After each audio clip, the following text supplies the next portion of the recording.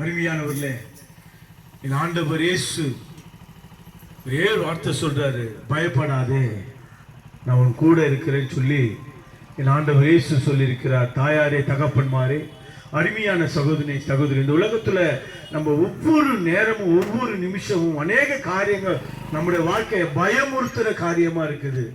பயமுறுத்துற காரியம். ஒரு வியாதி ஒன்னும் இல்லைங்க, சாதாரண ஒரு பிளட் செக்கப்புக்கு போயிட்டா போதும், பிளட் செக்கப் போயிட்டா போதும், சுகர் இருக்குது, பிபி இருக்குது,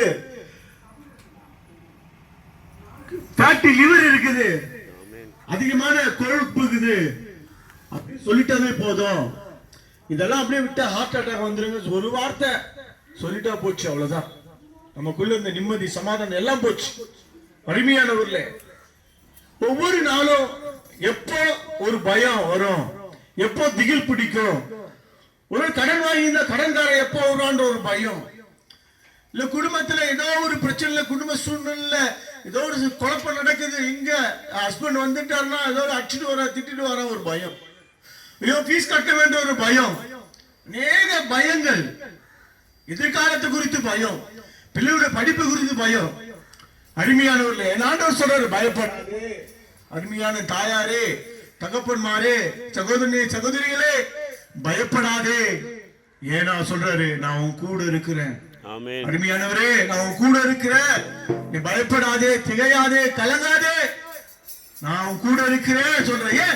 அவர் நம்ம கூட இருக்கிறாருன்னா, இந்த உலகத்துல உபத்திரம் உண்டு, திடன்கொள், நான் உலகத்தை ஜெயித்தேன் சொல்றேன். ஆண்டு இந்த உலகத்துல உபத்திரம், கஷ்டம், வேதனை, கண்ணீர் எல்லாம் நமக்கு எதிர்க்க முன்னாடி வந்து நிற்கும். ஜெயிக்க இதெல்லாம் மேற்கொள்ள இயேசுவானவர் நம்மளோடு கூட இருப்பாரானால் இது எல்லாவற்றையும் ஜெயமாய் மாற்றுவார். ஆமாங்க, இயேசு மேல ஒரு நம்பிக்கை, இயேசு மேல ஒரு விசுவாசம், இயேசு என் கூட இருந்தா போதும்னு அந்த நம்பிக்கை விசுவாசம் இருந்தா போதும். மழை போல பிரச்சனைகள் வந்தாலும் என் ஆண்டவர் இயேசு அதை ஒன்று நம்ம தவிடுபடியாக்கி போடுவார். ஆமாங்க, என் இயேசு நம்மளோடு இருந்தா போதும்.